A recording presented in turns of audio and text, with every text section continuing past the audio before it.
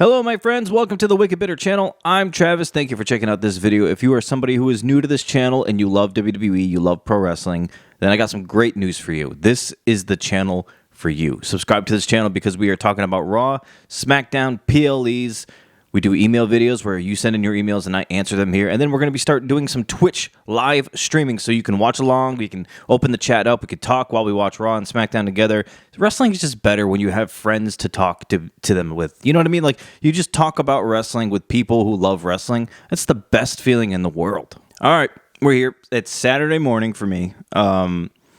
I wasn't really going to record SmackDown because, honestly, a lot of the time when there's a SmackDown right before a PLE or an event, like Saturday Night Main Event, I usually don't record because normally there isn't a lot to talk about. It's usually like a go-home, like, you know, kind of like a phone-it-in type of episode. But this Friday SmackDown was actually not terrible, and because there were a couple of things that I kind of do want to talk about. So first of all, I'm not gonna cover every single little thing that happened, right? Like, maybe I'll mention it in passing, like, real quick, but let's hit the strong points. Let's hit the main things that happened on SmackDown. So Cody Rhodes starts the show. He's in the ring with Joe Tessitore. He's cutting a promo. He talks about how great Kevin Owens is, like, in and outside of the ring. But the one problem Kevin Owens has is that when he's faced with a choice of taking the easy way or taking the hard way, he always takes the easy way. And then he kind of tops it off by just looking dead in the camera and tells Kevin Owens good luck. So, short, efficient, not bad promo from Cody Rhodes here.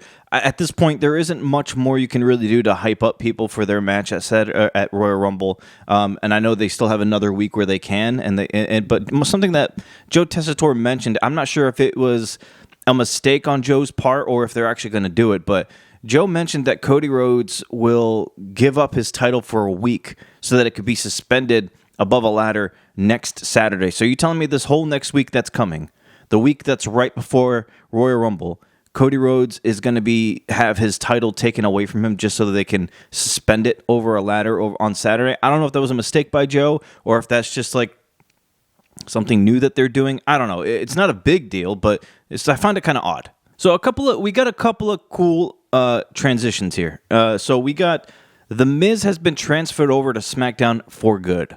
And also another one, a very big name, Damien Priest, has been moved over to SmackDown too. Look, I love these moves. And I know in the past few videos I've been mentioning that if SmackDown's going to be 3 hours long, we're going to need a bigger roster. We're going to need more people added. We're going to need bigger names added. This is a good way to do that. Miz, I love it. I love him on SmackDown. He had a great run there years ago when the IC title was there, and he was like carrying that show for a while as IC champ, not even the top champion.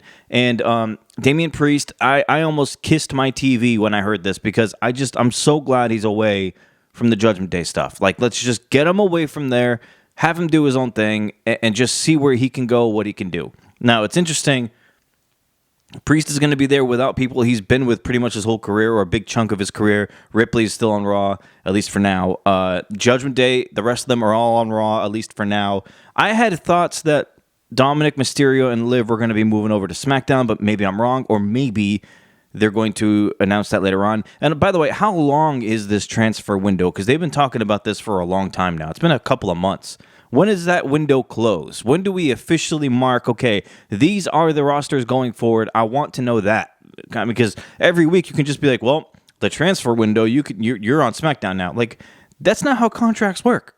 Like, so what's going on? Like, is it trades, or is it people just straight up just coming over and like, hey, you're here now, you're staying here now? That part, I don't know. I know it's a fiction world, all that kind of stuff, but you're still all working for the same company. It's cool.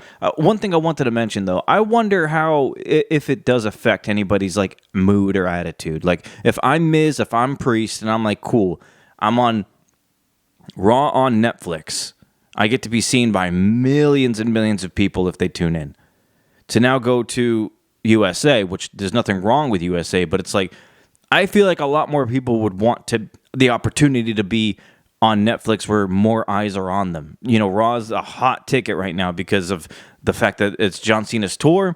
It's on Netflix. I mean, a lot of people are watching. So I wonder if anybody has any like ill will towards it. Another big moment I want to cover, Charlotte vignette. Charlotte Flair's vignette plays on SmackDown, and she talks in this one. She actually says that she will be returning at Royal Rumble. I'm going to be honest with you. I've never been a Charlotte Flair fan, but the fact that she's returning at the Rumble, her vignettes show that she kind of looks like she's coming in with a different type of like character or gimmick, kind of, or maybe it's one of hers, like she's turned up to 11 now or something. I don't know. It looks like to me she's coming in a little different, and I kind of am excited to see where it goes.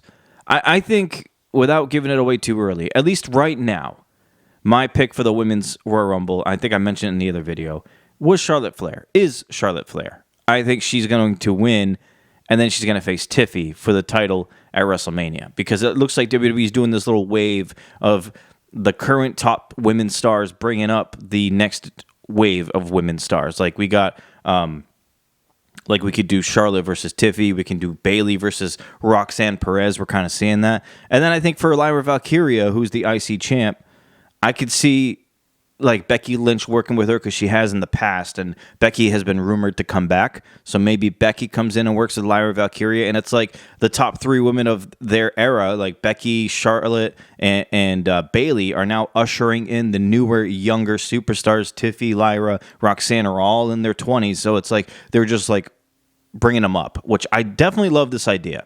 At least that's my early pick for the Women's Rumble, is Charlotte Flair.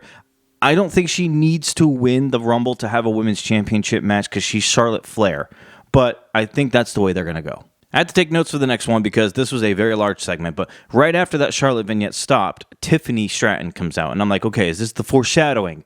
This interesting placement that they would play that vignette right before Tiffany comes out. So Tiffany comes out. She's in the ring. She's talking about it doesn't matter who wins the Royal Rumble. She's going to win her championship. And I'm sorry, I got to look at my notes because a lot of things happened here. But Rhea Ripley interrupts, says that she's women's champion too, says champ to champ. She respects what Tiffany did to Nia, but it won't compare to what Rhea does to Nia this Saturday at Saturday Night's Main Event. And then Nia Jax and Candice LeRae interrupt. Nia Jax said a funny thing to a fan. She said that your mom sucks. I thought that was kind of funny. She says she's going to beat Rhea and then win the Rumble and take back the title from Tiffany. So she's saying she's going to win the championship from Rhea, win the Royal Rumble, and then take Tiffany's title too. That was a pretty good moment there for Nia Jax. And when she says that, Bianca and Naomi interrupt. Sorry, I got to look at my phone. There's a lot of interruptions here. They both announced that they each are entering the Royal Rumble and going to win it. And then Liv Morgan and Raquel interrupts. Liv claims that she's in the Rumble. She doesn't say Raquel is in the Rumble, but she did say that Raquel is going to help her win the Rumble. And as she says that, Rhea Ripley headbutts Liv Morgan, and then a brawl ensues between all the women here. And Nick Aldis comes out. We go to commercial, but you could figure that when we come back, we got a 6-woman tag, and that's exactly what happens. So in that 6-woman tag, Liv at the end rolls up Bianca Belair for the win, and Liv's team wins, which was, if I can remember right, Liv, Nia Jax, and Candice LeRae. They all win their match here against Bianca, Rhea, and Naomi. So that 6-woman tag is finished. Man, it was a good moment for these women. They all announced pretty much that they're in the Rumble, but I don't think it's going to matter. I'm telling you, the Royal Rumbles this year are stacked, both men and women. I mean, just hands down. I hope there are going to be some good surprises. How great is Jacob Fatu and Tama Tonga? I love those two guys, man. Those guys, and they're killing it without Solo with them. And I don't know where Solo is. I don't know when he's coming back. Maybe we see him on Monday when Roman is there on the 27th, and maybe Solo acknowledges Roman or something. I don't know, but Fatu cutting a deadly promo backstage. I loved every second of it. And I think to top it off, it was funny when Tama Tonga said, and I'm sorry for doing this to you guys, but Tama Tonga said, with everybody saying, yeah. I thought that was the funniest thing. They're the best. We got LA Knight versus Tama Tonga, though, right after that entrance. And LA Knight gets the win, but after the match, Tama Tonga and Jacob Fatu attack LA Knight. And then Braun Strowman makes the save, and then Braun Strowman is staring off in the ring with the standoff with Jacob Fatu. I thought this was a great moment. You all know that I'm not a huge fan of Braun Strowman, but you can't take away the fact that he is one big SOB. I was going to say SUV. He's one big SOB in the ring, and just he's huge. I'm like the size of one of his legs. He's staring off with Jacob Fatu, and this match I think is going to be ugly at Saturday night's main event, but I think it's going to be fun. We get Priest versus Carmelo Hayes. Nothing to say here, but the fact that I mentioned Priest before, he had his first match on SmackDown. He beats Carmelo Hayes. I am so interested to see where Priest goes on SmackDown, because backstage after his match, he runs into Cody Rhodes. Cody Rhodes, says, "SmackDown, huh?" And Priest says, "Looks that way." Cody sticks out his hand, and Priest shakes it. And when Cody walks away, Priest says, "I'll be seeing you soon, champ." And I'm like, oof, okay. That's an interesting new matchup. Cody Rhodes versus Damien Priest. We haven't really seen that. I'm down for that. Give me that. I'm cool with that. I want more people to come to SmackDown. I'm hoping maybe Drew McIntyre. I was hoping for Seth Rollins. I don't think Seth's moving now. But having Seth, Drew, and Kevin Owens, and Priest, and Cody all on SmackDown, now you got a really great 3-hour show to run. I forgot to mention this earlier, but Kevin Owens came out. He cut a promo on the table, the announce table, threatening or instilling fear into Joe Tessitore, talking about how Cody, everybody's kissing his ass, all that kind of stuff. Cody is too busy kissing Randy's. I don't know. It's just a whole bunch of kissing ass going around. But he ends up talking to Matt McConaughey, who was sitting first row right behind Joe and Wade, and that's when Jimmy came out, and Jimmy said, "You talk too much," and slapped him in the face, and then challenged him to a match, and then a match ended up becoming official. So our main event is Jimmy Uso versus Kevin Owens, and Kevin Owens wins this match, and after the match, he tries to attack Jimmy Uso, and then Cody Rhodes comes out to makes the save. Nice little added, fuel to their fire. They have a little bit of a mini brawl, and that's the way Raw or SmackDown kind of goes off the air with Cody and Kevin Owens. So yeah, it was a pretty good, solid show of SmackDown, especially right before Saturday night's main event. So today is Saturday. Saturday night's main event is tonight. I will be covering that after the show, so I'll be posting that video probably Sunday, tomorrow. So stick out or keep an eye out for that. I appreciate all of your recent comments and likes on all the videos. I didn't get to Twitch on SmackDown because I got to fine-tune some stuff. When I listened to it back, my audio is a little off, so I got to figure that part out. But I'm hoping to get that done this weekend so I can get back to streaming consistently next week on Raw and SmackDown. And I hope to see as many of you that can make it. I understand there's time zone differences between some of us.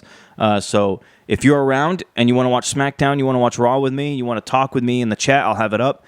Please join it. It's twitch.tv. It's Wicked Bitter over there on Twitch. Let's grow and make this channel better and bigger than it was last year in 2024. I got plans for this channel, man. I want to do a lot more with it. And little by little, it'll come together. I can't just do everything all at once in the beginning of the year. Plus, I got other stuff going on in my real life that I got to plan for and pay for and schedule and all that kind of stuff. So it's chaotic right now for me, but I'm out of the class. I'm done with the course. It's time to focus on this YouTube channel, and I can't wait to do more for it. All right, my friends, that's it. That was SmackDown. I appreciate all of you. Please like this video if you haven't yet. Even if you watch my videos all the time, liking the video helps so much, please. So please like the video. It helps reach other people who don't know that this channel exists, and we want to get more and more people on this channel. So please do that. Please subscribe if you haven't yet. Hopefully you like this content enough to subscribe to it. It's more WWE content for you. Yeah. Let's be nerds together. Let's have fun and watch wrestling together, man. I think it's awesome. Enjoy Saturday night's main event, and we'll be back with another video tomorrow recapping it. And until then, my friends, as always, stay bitter.